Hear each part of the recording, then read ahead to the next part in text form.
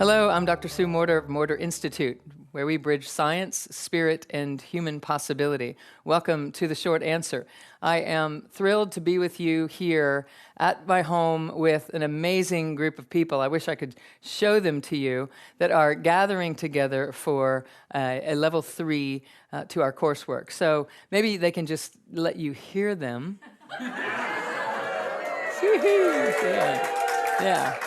Yeah, it's a rowdy crowd. We're just getting started, and we thought we would include you in our gathering a bit by filming the short answer for you while we're together. So, and this is, you know who this is. This is the one who tells me what to say. Yeah. So this is Gracie.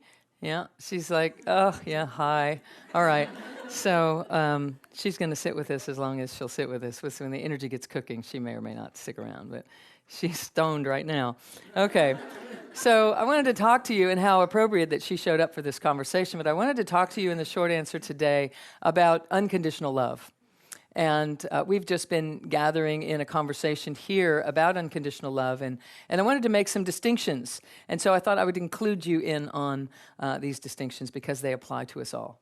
You know, the love is a universal solvent statement is something that I make often. I oftentimes say that everything dissolves in love. And if we can find a way to love into circumstances that we couldn't love into yesterday, then we're actually furthering evolution on the planet, because we're choosing to love into something that we used to have a rub up against, or that we used to have a contraction around, or that we used to pre-conclude that it just probably couldn't happen that way.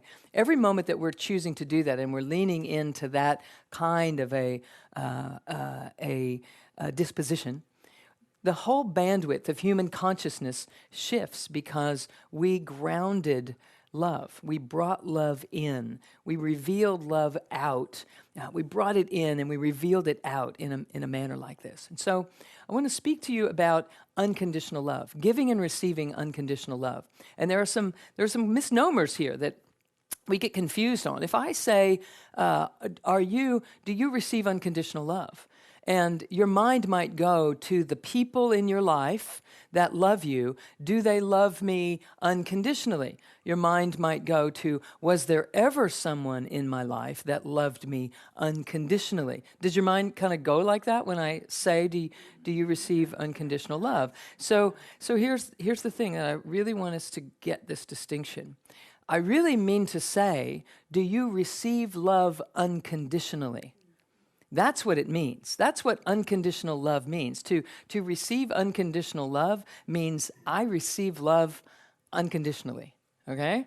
So what that means is no matter what's going on, I'm going to receive some love through this. So something's happening that I don't like, I have to commit to receiving love unconditionally, meaning no matter what the conditions, I'm going to turn it into a version of love, a demonstration of love.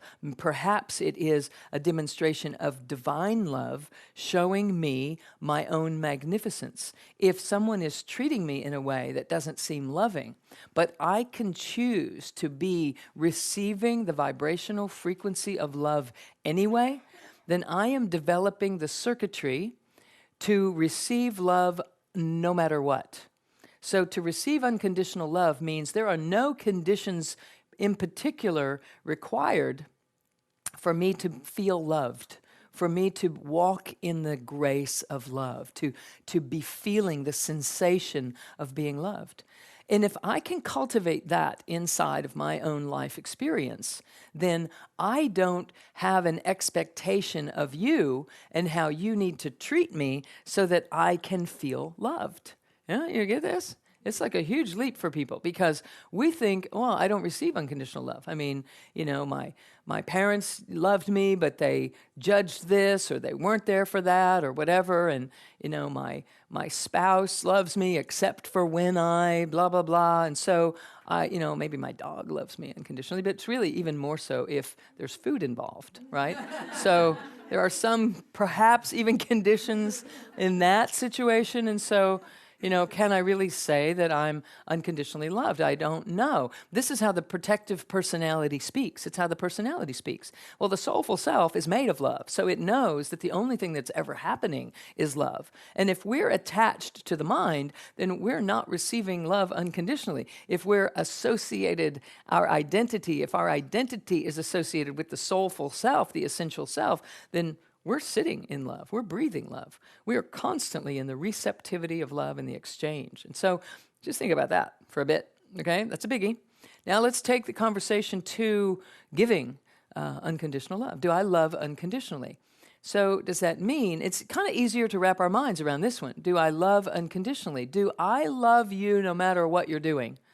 Do I express love no matter what you're doing? Can I show love no matter what you're doing? Can I remember love when you're doing stuff that isn't the stuff that I thought I needed you to do in order for me to feel love? So is my love so conditional that since I'm not really feeling love from you, can I give the love? Can I give it anyway? Can I be the first one to bring the love? Can I love first? Can I step in to that prior to any indication that it's a smart thing to do? Can I just start loving for no good reason? Can I just love for the sake of loving? Can I love just because that's what connects me to the truth of who I am? Can I love just because that is what connects me to the whole of life? So I'm just noticing here that this green represents our spirit self, the truth of who we are, actually. And we're trying to come into this body and then express out into the world.